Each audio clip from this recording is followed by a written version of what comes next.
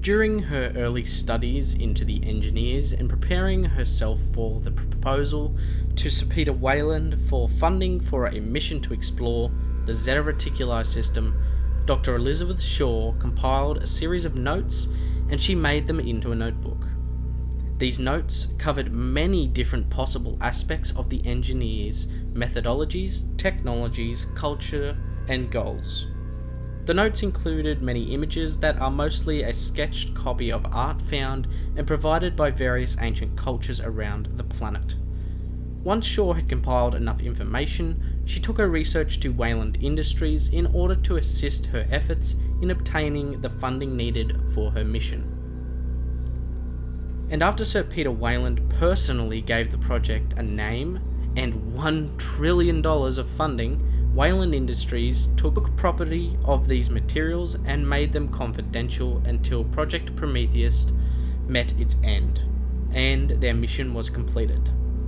In today's video, I will be breaking down this in-universe notebook and providing a full breakdown into what each page refers to and how it could relate to the larger world of Alien.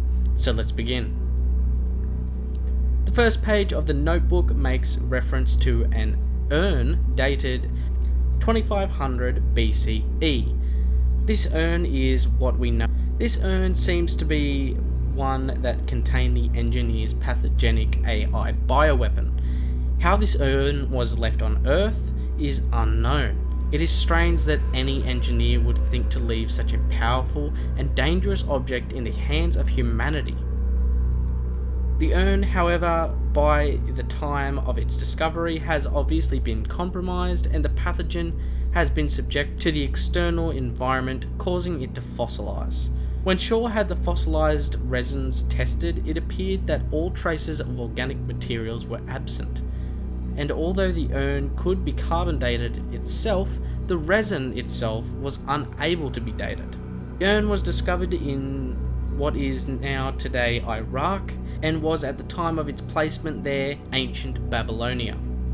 However, through the study of the strange markings on its surface, Shaw and Holloway and the rest of their team were able to deduce that the language written there was not native to any human cultures of the time period, but instead was an engineer language comprised of geometric markings.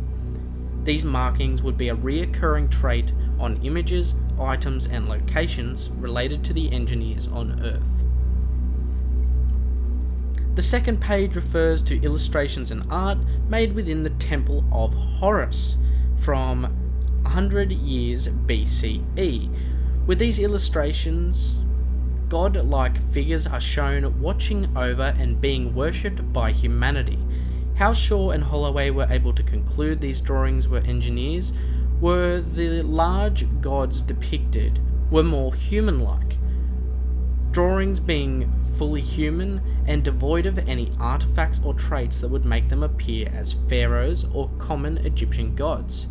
Instead, they were drawn without religious traits or artifacts, and without the heads of various animals, and are just enlarged versions of human drawings, suggesting that these great beings were not pharaohs, nor were they traditional Egyptian gods. The third page details a cave painting produced during the early Bronze Age, approximately 3000 BCE. At the time, Shaw deduced that it would have been a form of weaponry. However, eventually she begins to question herself as further cave drawings are discovered and bring illumination to rooms filled with star constellations and notably the Zeta II Reticuli system that had begun to pop up more and more throughout the various artworks and paintings around the world, despite ancient human cultures not possessing the technology to see this distant constellation. This artwork suggests that it is possible the engineers allowed a few honoured humans to visit the interiors of their ships, with these humans then going on to make various artworks, trying their best to capture the moments they had aboard their god's mighty sky vessels. This was eventually realised by Shaw and the Prometheus expedition to be the engineers' navigation array and star chart area of the Juggernaut ship. Page 4 is where Shaw begins to really take notice of the importance of the reoccurring star constellation of the Zeta Reticuli system. The final straw in Shaw's realization of its significance came from a pictogram found in Peru that appeared to highlight the importance of the Zeta II star system as being important for some unknown reason to the engineers. Page 5 is quite interesting. It contains images of rock art uncovered in Indonesia by using a mass spectrometer to penetrate layers of shale, rock and dust to reveal a pictogram. However, the oddity of these images are that they were produced around 1000 CE, which CE, if you don't know, means after the Common Era. This is an oddity because we know that the engineers plan to wipe out humanity around the death of Jesus Christ, evidenced in Prometheus by the engineers that were preparing to take the pathogen AI to bomb Earth from their weapons facility on LV-223, but they were subsequently halted by a mysterious outbreak in the facility, leading to all but one engineer dying. So many questions arise from this fact that the engineers' attack was planned for thousands of years prior to the creation of this pictorial art, created by the ancient Indonesians. Was there another group of engineers that visited Earth after their failed attack? And if so, for what reasons? If they did intend on destroying us? Or is it simply that the origins of these drawings are much more ancient and had become folklore for them? They passed down the story of the engineers' visits down in their history, and generations after generation recounted the story of the gods through various art pieces.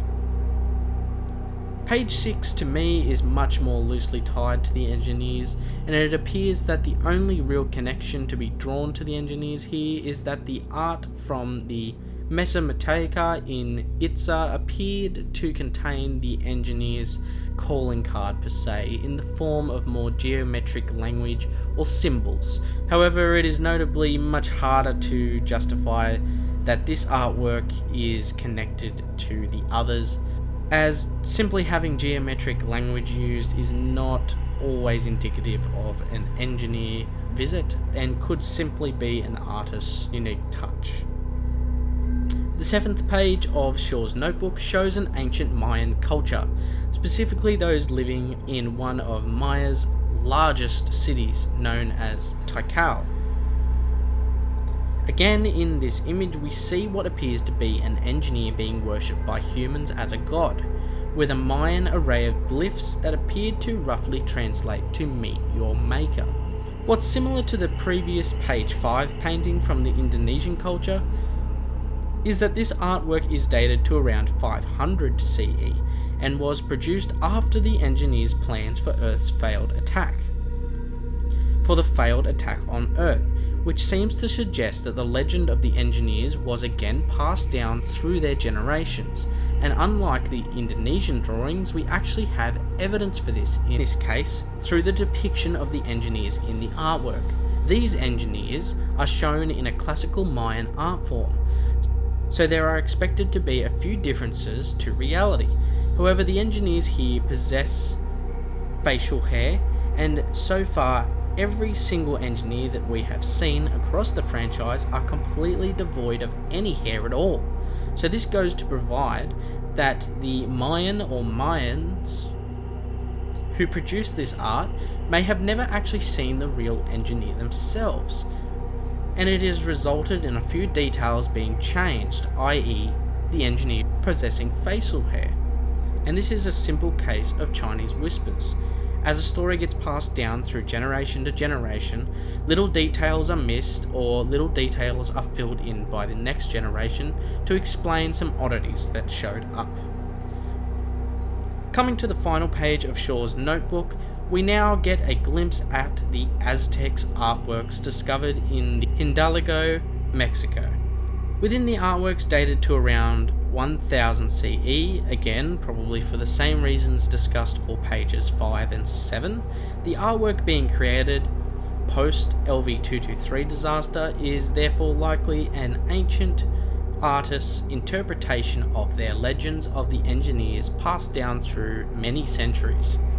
In Shaw's notes, she explains how the Toltec were a group of Aztecs that were considered the apex of civilization, and are depicted talking and being presented with a being much greater than themselves, both in stature and in social status, which is supported by this larger figure also possessing better armor and a larger head crest, which would seem to indicate that something that surpassed even the apex of humanity's civilization at the time, and could be a direct reference to the engineers themselves. But what do you guys think? And what other videos would you guys like to see? If you have any ideas or have any questions you would like answered, please meet me down in the comment section. If you did enjoy the video, please leave a like and go check out Project ACHERON on Twitter and Discord. And if you want to support me further, you can become a patron, where you can get access to early and behind the scenes content, as well as the monthly and Alien Day giveaways.